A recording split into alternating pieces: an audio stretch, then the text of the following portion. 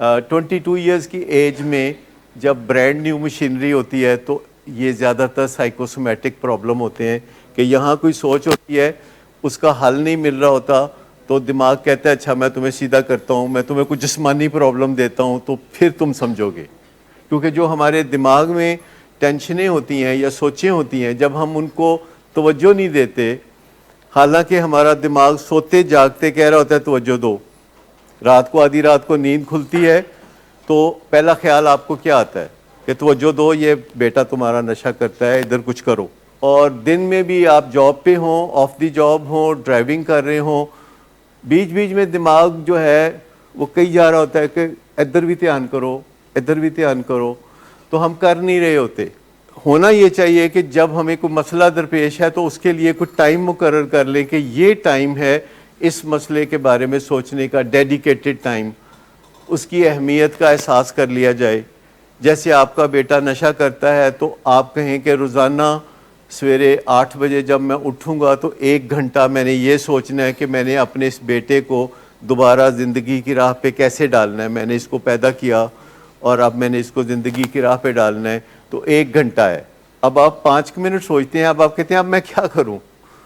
تو اس کا حل یہ ہے کہ پھر آپ اس موضوع پہ کوئی کتاب پڑھیں، آپ گوگل پہ چلے جائیں، آپ یوٹیوب پہ چلے جائیں اور 1 گھنٹہ بھرپور اپنے بیٹے کے نام کر کے اپنی معلومات بڑھائیں. یا کوئی ویڈیو دیکھیں، ہماری ویڈیو دیکھیں یا امریکہ کی کوئی ویڈیو دیکھیں، تو آپ کو 1 گھنٹہ ایک سالڈ اپنے بیٹے کو آپ نے دے دیا. اور اب آپ نے طے کیا ہے کہ شام 6 بجے تک میں نے روزی روٹی کا کام کرنا ہے اور شام 6 بجے تک میں نے اس مسئلے کے بارے میں غور نہیں کرنا. تو آپ کا دماغ آپ کی بات مانے گا کیونکہ اس کو پتہ ہے کہ آپ نے صبح 1 گھنٹہ دیا تھا اور اب شام آپ واک کرنے نکلے ہیں تو آپ نے اس مسئلے پہ غور کرنا ہے 1 گھنٹہ پھر کہ صبح میں نے جو معلومات حاصل کی ہیں اس کی روشنی میں انیبلنگ کیا ہوتی ہے، جس کا ذکر کہ پیر مرشد بنا لینا اور اس کی زندگی میں سے کانٹے چن چن کے نکالتے رہنا اور اس کے فرائض کو اپنے ذمہ لے لینا، اس کے بچوں کو خود پالنا شروع کر دینا، اس کے لیے بہانے بنانا، اور وہ اگر کسی مشکل میں پھنسے پولیس کے ہاتھ یا کسی کے ہاتھ یا کسی کا ادھار نہ دے رہا ہو تو جا کے ادھار دینا، اس کو انیبلنگ کہتے ہیں. اور پرووکنگ یہ ہے کہ پھر کہتے ہیں تمہارا فٹے منہ.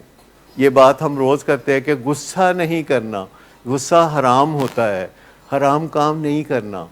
تو یہ بات جب ہم کہتے ہیں غصہ نہیں کرنا تو آپ بڑی مشکل محسوس کرتے ہیں. آپ کہتے ہیں کہ یہی تو واحد ہمارا ایک سہارا ہے کہ جب ہمیں کوئی بات بہت بری لگے تو ہم ذرا آپے سے باہر ہو کے ایسی باتیں کریں کہ جو ہماری بڑھاس نکل جائے، پر اس کا کوئی فائدہ نہیں. تو جب ہم کہتے ہیں غصہ نہیں کرنا تو پھر ہم یہ بھی تو کہتے ہیں نا کہ سائلنس نہیں کرنا، سائلنس کلز. گڈ آفٹر نون سر. گڈ آفٹر نون. سر ایک کلائنٹ بہت دیر سے آپ کا انتظار کر رہے ہیں. کیا تمہیں کس نے کہا تھا اپائنٹمنٹ دینے کو؟ سر کل شام آپ ہی نہیں تو کہا تھا. جھوٹ بولتی ہو تم. میں نے تمہیں کب کہا تھا؟ تم سب جھوٹ بولتے ہو مجھ سے. شراب نوشی کی وجہ کردار کی خرابی نہیں، موڈ کی خرابی ہے. شراب نوشی کبھی بھی نشے کی بیماری میں بدل سکتی ہے. نشے کی بیماری ہر سٹیج پر قابل علاج ہے. مدد حاصل کیجیے کیونکہ وہ ایسا نہیں کرے گا. ولنگ ویز سے مدد حاصل کیجیے، کہیں سے بھی مدد حاصل کیجیے، لیکن فوری مدد حاصل کیجیے. جس معجزے کے انتظار میں آپ نے بہت دیر کر دی اب وہ دستک دے رہا ہے. مدد حاصل کیجیے، مدد حاصل کیجیے، مدد حاصل کیجیے.